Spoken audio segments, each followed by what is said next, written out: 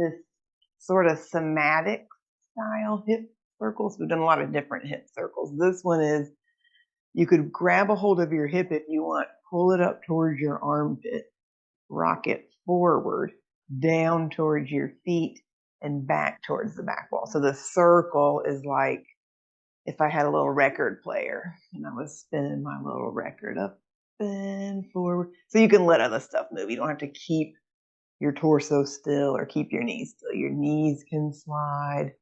Your shoulders and waist can move. Once you've done 4 or 5, then reverse up and back and down and forward. So you might notice the hip that's moving, or what might be drawing your attention is the floor hip, because it's getting a little mashy rolly too. So nothing should hurt. You might feel like, oh, that's interesting. Once you've done some each way, you could go back and revisit if there was a sticky spot or a tight corner. And if there wasn't, just do one more each direction for good measure. In our bridge position, I'm going to show floor version and then I'll show ball version, because we are going to do a little ball stuff today. So if you don't have a ball handy, no big deal. Just do regular old bridge. I'm going to do about 10 of these guys. So you can push your heels into the mat, lift your tushy, and lower. Relax your shoulders. So just starting to get a little bit of recruitment, back, side, hammies, butt. The other ball version, which I will show, could be either bent knees or straight, bridging up and bridging down. If you look at that and go, oh, that's not for me today, just ignore the ball version. So pick one of those. This is the straight-legged version, same idea. So I'm lifting my hips and lowering. I'm going to do about 3 more of these, whichever one you're working on today. Bridgy. And then this next one you might hold for a breath or two. Heavy shoulders, long neck. You could actively push your arms into the ground. Think of that length across the front of your hips. One more big inhale. Slowly come on down. Hip circle to do too. This is that.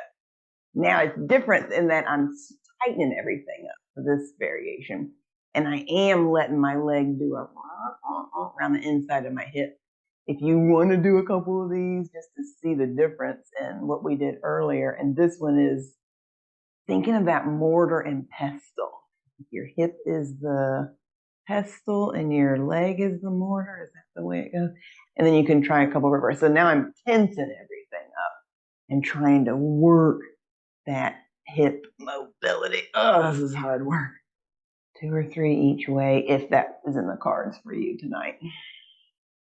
Yeah, and once you've done a couple of those, you could also do your hip stretch, either laying here on your side. This is a fun way to do it that we don't often do.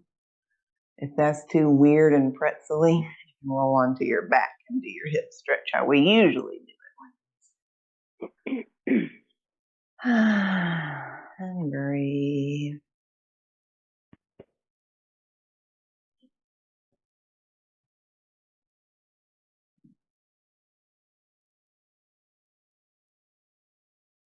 Oh, so did I say this out loud? I was doing the hip circle on one side and the hip stretch on the same side. And then in a second, I'm going to do the other side. But if you're not doing that exactly, you do whatever you want to do.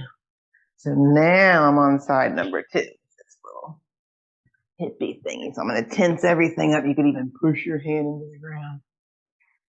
Circly, circly. So it's different than that one where we let everything go. This one, tighten, tighten, tighten. Circle, I gotta do one extra one on this side because this is my.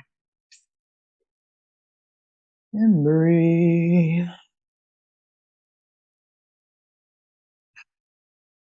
I think it's nice to play with both versions of this. This one is trying to stabilize my torso. I'm reversing myself and really isolating. How can this leg move in my hip? Okay. Oh boy.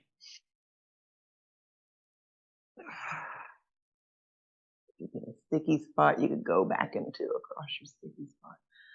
If you're still circling, keep circling. If you're done and you want to try that hip stretch on this side, what I did was I crossed my knee over and put my foot on the ground.